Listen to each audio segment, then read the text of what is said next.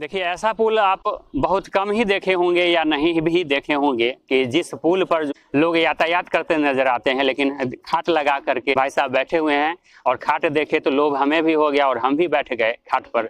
कि पुल पर खाट का होना अपने आप में भी जो रोमांच पैदा करता है। दरअसल ऐसा इसलिए है कि यह पुल जो है सो काफ़ी पुराना है, ब्रिटिश कालीन यह पुल है।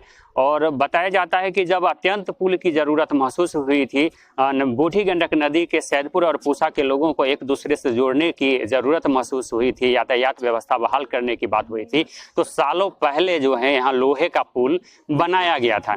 लेकिन यह पुल जो है सो अब डेड हो चुका है, मृतप्राय हो चुका है, चूँकि यह पुल जो है सो लगभग सभी जगहों पर जगह जगह जो है सो जर्जर हो चुका है। और ऐसे में इस पुल का लोग लुत्फ उठा रहे हैं। यहाँ पर खाट रख दिया गया है कि आराम करने के लिए, बगल में पेड़ का छांव है और किनारा नदी का है, तो प्राकृतिक माहौल है। तो ऐसे में गर्मी से बेचैन लोग जो है इस पुल का जो सदुपयोग ऐसे मैंने दूसरे स्वरूप में कर रहे हैं। शायद यही बात है ना? जी बिल्कुल सही बात है। तो देख रहे हैं पुल का क्या स्थिति है, इस पे तो कुछ ध्यान दिया जा रहा है नहीं। अगर इसको अभी भी ढलाया जाए तो इस पे जाने आने में कोई दिक्कत होगा नहीं। अब देख सकते हो वहाँ पे देखिए पूरा एकदम टूटा हुआ है रोड, इस पे कोई ध्यान ही नहीं देते।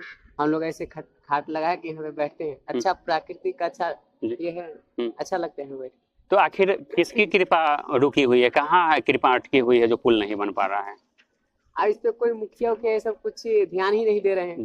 जीतने के बाद तो इधर कभी आए ही नहीं। विधायक कौन है यहाँ के? यहाँ के विधायक क्या शायद रवि रोशन है शायद। और सांसद कौन है?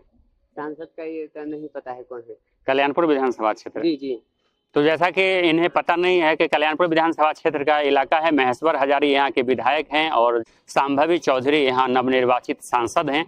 और जैसा कि भाई साहब ने कहा कि जनप्रतिनिधि जो निर्वाचित होते हैं उन्हें फुर्सत नहीं होती है कि इस बात को कभी गंभीरता से सुने, समझें और सदन में इस मामले को उठाएं, संबंधित अधिकारी को इस बात का एहसास कराएं कि यह पुल कितना महत्वपूर्ण है और आम जनमानस के लिए, उस आम जनमानस के लिए काफ़ी उपयोगी है, जनोपयोगी है, जो उनके निर्वाचन क्षेत्र के एरिया में बसते हैं और उनके यातायात के लिए यह सुगम व्यवस्था के रूप में, लाइफलाइन रोड के रूप में, लाइफलाइन पुल के रूप में जो है सो यह उपयोगी है। बावजूद न जनप्रतिनिधियों को इस बात का इल्म है और न जिले के जो संबंधित अधिकारी हैं उन्हें कभी इस बात की फुर्सत महसूस होती है, न इस बात की गंभीरता महसूस होती है कि इस पुल की अहमियत को समझ सके। आपको बता दें कि बूढ़ी गंडक नदी पर जो है सो यह लोहे का पुल है और इसके विपरीत में जो है सो नया पुल जब से बनाया गया यह अस्तित्व विहीन हो गया।